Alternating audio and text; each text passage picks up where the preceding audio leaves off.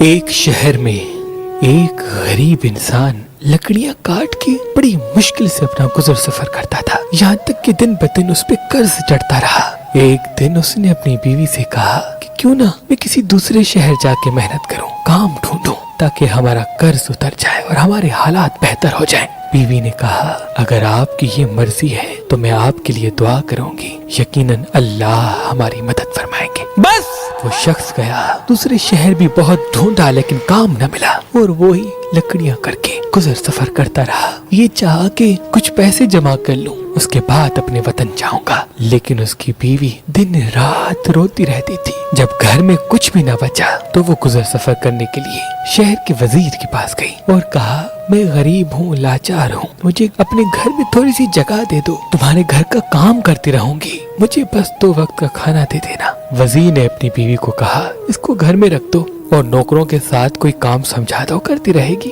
وہ مجبور عورت اس گھر میں کام کرتی رہی اور اپنے میاں کے لیے دعا مانگتی رہی۔ دن مہینوں میں گزرے اور مہینے سال کی طرف بڑھنے لگے، لیکن اس کا میاں نہ آیا۔ ایک رات روتے روتے جب سو جائے تو رات کو امام جعفر صادق علیہ السلام خواب میں آئے، اور وہ عورت دیکھ رہی ہے کہ امام فرما رہے ہیں اے لوگوں بتاؤ آج تاریخ کون سی ہے۔ امام کے ساتھ جو امام کے چاہنے والے تھے ان میں سے کسی نے کہا آج 22 رجب ہے۔ امام نے کہا یاد رکھنا جب کوئی ہمارا چاہنے والا اس رات خلوص دل سے ہماری نظر دلائے اور اللہ سے ہمارے صدقے کوئی دعا مانگے تو اللہ وہ دعا رد نہیں کرتا۔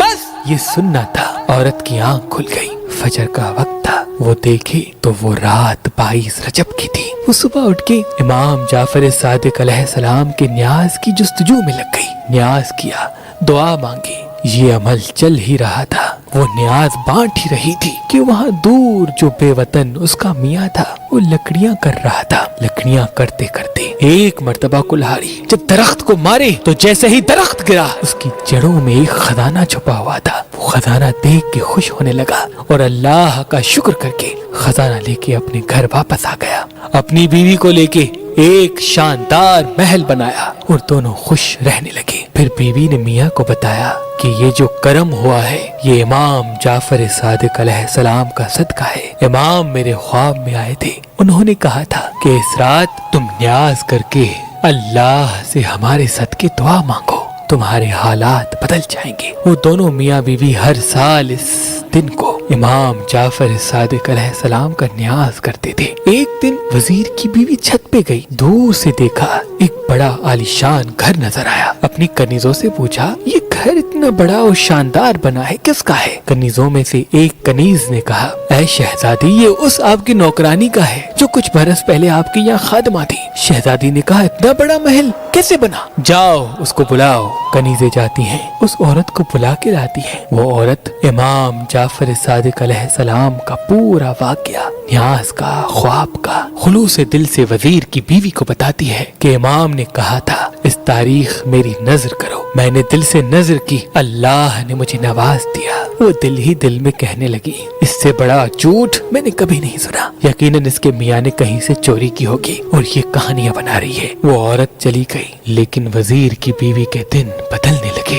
اچانک سے جو نائب وزیر کے لیے حسد رکھتا تھا اس نے بادشاہ کو بھڑکانا شروع کر دیا اور بادشاہ نے وزیر کو بلا کے پورا حساب مانگا۔ وزیر جب حساب دینے لگا تو حساب سے ہی دے نہیں پایا۔ نائب وزیر نے کہا اے بادشاہ سلامت، میں نے کہا تھا نا یہ آپ کی پیٹھ پیچھے آپ کو نقصان پہنچاتا ہے۔ بس بادشاہ کو جلا لایا۔ بادشاہ نے اس وزیر کو نکال دیا اور کہا اب تم حکومت کے محل میں نہیں رہو گے، جاؤ اپنے لیے کوئی اور کام ڈھونڈو۔ وہ وزیر اپنی بیوی کو لے کے شہر سے باہر جا ہی رہا تھا، راستے میں دونوں کو بھوک لگی، انہوں نے تربوز خریدا، تربوز اپنے رومال میں بند کر دیا، چاہا کہ کسی ساحل کنارے جا کے کھائیں گے، اور وہاں بادشاہ کا بیٹا جو شکار پہ گیا تھا وہ صبح سے شام تک گھر نہ پہنچا۔ نائب وزیر نے کہا بادشاہ سلامت، مجھے لگتا ہے کہ اس وزیر کو آپ نے نکالا، اس نے کہیں شہزادے کو کوئی نقصان تو نہیں پہنچایا۔ بادشاہ کو غصہ آیا، بادشاہ نے اپنے سپاہیوں کو بھیجا کہ جاؤ دیکھو اس وزیر کو پکڑ کے آؤ، اگر اس نے میرے بیٹے کو نقصان پہنچایا ہے تو میں اسے نہیں چھوڑوں گا۔ بس सिपाही जब उस वजीर के पास आए, पूछा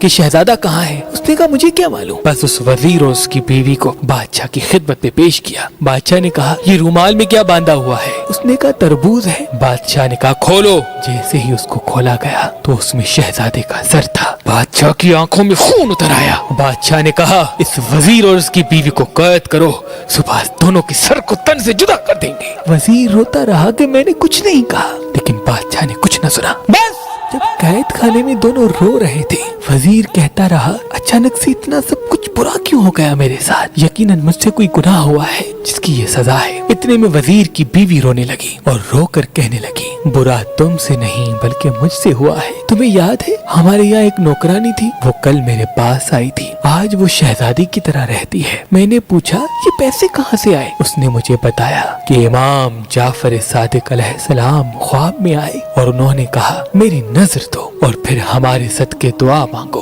अल्लाह तुम्हारे हालात बदल देगा। मैंने उसकी बात को झूठा समझा और मुझे ये लगता है तब से हमारे हालात बदल चुके हैं। वजीर ने कहा ऐ बदबख्त औरत, इससे बड़ा गुनाह क्या होगा कि तुमने इमाम के मौजज़े पे शक किया। तौबा करो। और मिलके दोनों रो के तौबा करने लगे और ये दुआ कर ली कि ऐ मेरे अल्लाह, अगर हमको कैद से रिहाई मिली तो हम हर 22 रजब को इमाम जाफर सादिक का न्याज करेंगे। बस ये दुआ मांग के रो रो के सो गए। सुबह का सूरज तुलू हुआ। शहजादा घूमता फिरता अपने महल आ पहुंचा। बादशाह शहजादे को देख के हैरान हो गया कि तुम कहाँ थे। शहजादा कहने लगा मैं तो शिकार पे था। बादशाह हैरत से पूछने लगा फिर ये सर किसका था। जाओ वजीर और उसकी बीवी को बुलाओ। वजीर और उसकी बीवी आए। उन्होंने पूरा वाकया बादशाह को सुनाया। बादशाह ने इमाम जाफर सादिक अलैहिस्सलाम का नाम सुना और उन्होंने भी कहा आज से हर 22 रजब को जहाँ जहाँ मेरी सल्तनत है वहाँ इमाम जाफर सादिक अलैहिस्सलाम का न्याज किया जाएगा। और वजीर को अपने ओहदे पे कायम कर दिया और उस नायब वजीर को अपनी सल्तनत से निकाल दिया।